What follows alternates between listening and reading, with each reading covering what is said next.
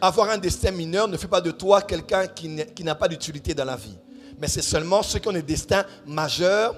Je l'ai dit bien ici, dans la Bible, il y a beaucoup de personnes qu'on a citées dans la Bible, mais tout le monde n'est pas Abraham, tout le monde n'est pas Isaac, tout le monde n'est pas Jacob.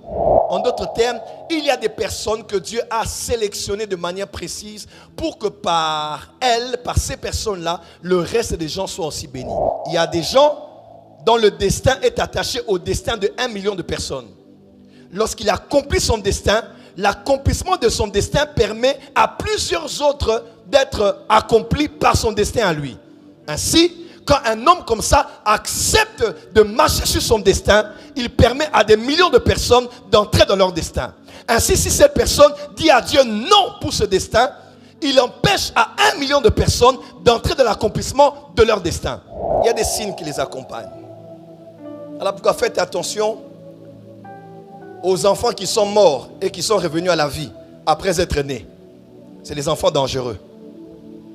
Faites attention aux enfants dont les mamans avaient déjà engagé le processus de l'avortement. Après avoir tout fait, on a même fait le curtage comme on fait. L'enfant ne veut pas partir. Faites attention. Ce genre d'enfants, quand ils viennent sur la terre, ils ont une destinée têtue. Si le médecin, même la propre mère qui l'a porté, voulait mettre fin à sa vie et que cet enfant n'est pas parti, laisse-moi te dire, ce n'est pas toi qui as sur la terre qui va tuer cet enfant. Des fois, pour connaître le destin des enfants dans une famille, il faut demander aux mères comment ont-elles vécu les grossesses de chaque enfant. Des fois, la manière dont la maman a vécu la grossesse d'un enfant ou d'un autre détermine le destin de cet enfant demain. Rebecca souffrait lors de la grossesse. Elle avait tellement de la peine que la voix de Dieu est venue et Dieu lui a dit, tu n'as pas 2 enfants, tu as 2 nations.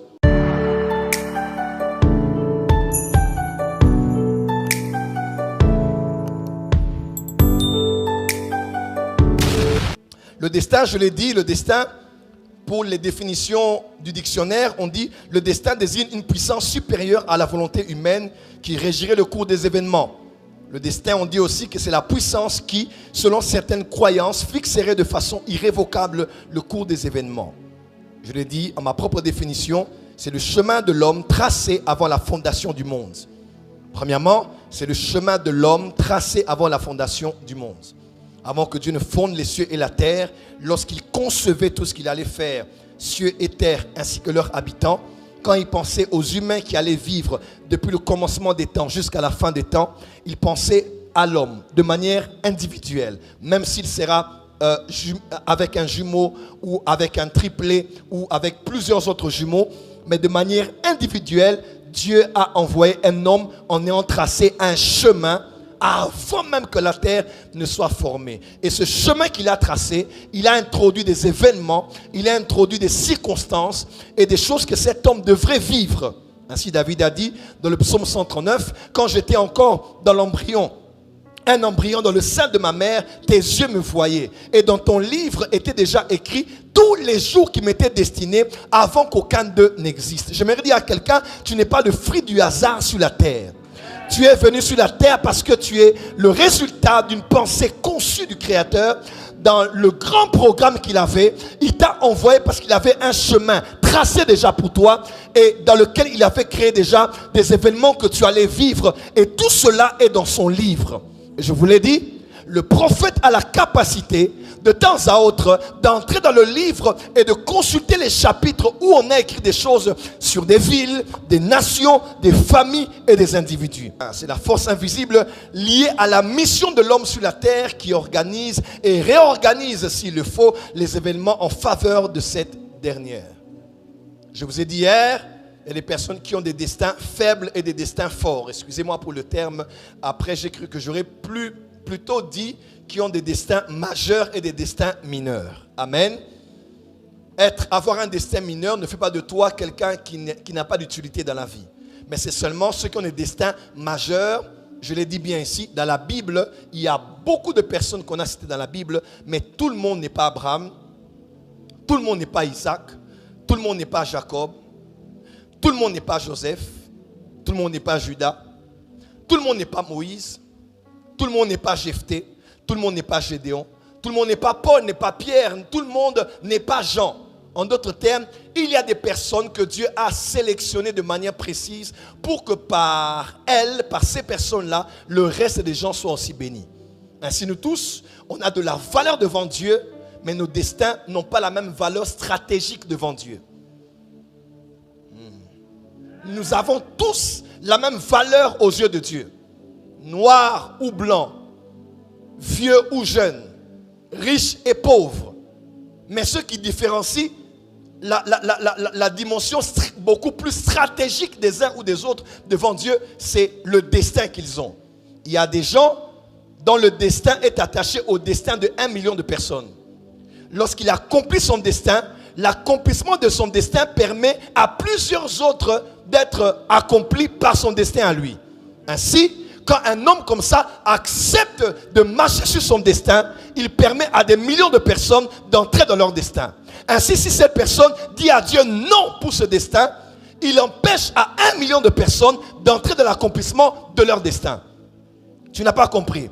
Si ton destin c'est d'être un PDG qui va engager à peu près 10 000 Congolais pour réduire le chômage de la société, crois-moi, ton destin à toi, quand tu l'acceptes et que tu l'actualises, permettra à 10 000 familles, sans parler, quand je dis 10 000 familles, comprenez que dans une famille, une seule, il peut y avoir 3, 4, 5 enfants. En d'autres termes, plusieurs vont étudier, plusieurs vont voyager, plusieurs vont avoir l'éducation, parce que toi, au préalable, tu as accepté l'appel.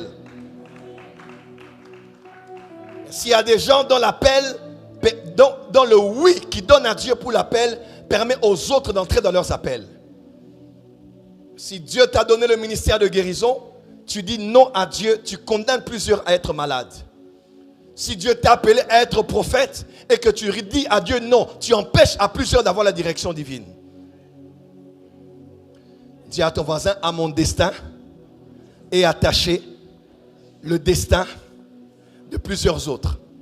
Et les personnes qui ont des destins forts, c'est généralement des personnes, quand ils sont esprits dans l'éternité, Dieu les envoie sur la terre, ils naissent dans des familles, il y a des choses qui les caractérisent de temps à autre. En Lingala, je vous ai dit, ce sont des personnes, on dit Azamakila Makasi.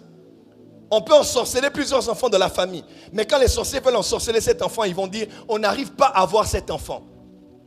Ce n'est pas que l'enfant prie ou l'enfant a jeûné. L'enfant est inconscient. Mais c'est le destin de l'enfant qui fait qu'on ne peut pas toucher à cet enfant. Parce qu'à sa vie est attachée la vie de plusieurs autres personnes. Oh, tu n'as pas dit Amen. Il y a des signes qui les accompagnent. Alors pourquoi faites attention aux enfants qui sont morts et qui sont revenus à la vie après être nés. C'est les enfants dangereux. Faites attention aux enfants dont les mamans avaient déjà engagé le processus de l'avortement. Après avoir tout fait, on a même fait le curtage comme on fait. L'enfant ne veut pas partir. Faites attention. Ce genre d'enfants, quand ils viennent sur la terre, ils ont une destinée têtue. Si le médecin, même la propre mère qui l'a porté, voulait mettre fin à sa vie et que cet enfant n'est pas parti, laisse-moi te dire, ce n'est pas toi qui as sur la terre qui va tuer cet enfant. Le jour où l'enfant devait mourir déjà, l'enfant était vulnérable, il n'est pas mort. Ce n'est pas quand l'enfant est maintenant en Christ, appartient à Dieu qu'un sorcier peut le tuer. Dis à ton voisin, mon destin est dangereux. Oh, dis à ton voisin, mon destin est dangereux. Ces enfants-là, des fois, pour connaître le destin des enfants dans une famille, il faut demander aux mères comment ont-elles vécu les grossesses de chaque enfant.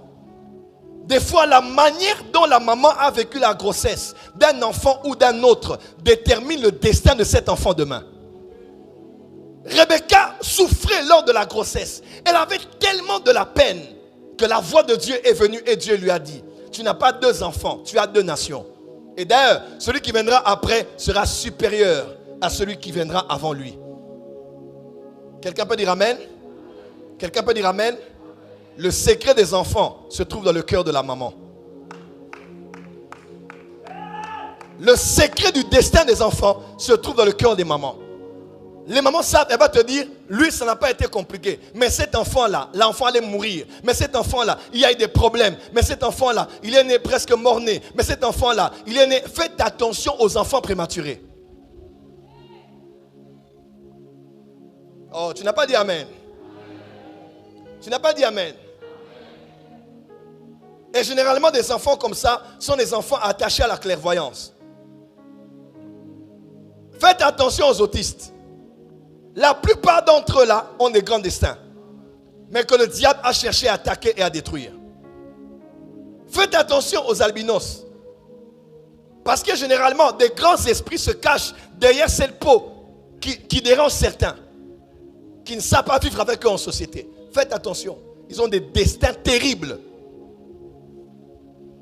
Voilà pourquoi on ne doit pas les mettre de côté, les mépriser ou les rejeter. Généralement, des grandes destinées se cachent dans la peau d'un albinos. Ton amen n'est pas arrivé ici? Ton amen n'est pas arrivé ici?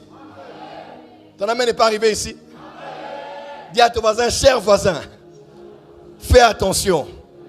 J'ai un grand destin.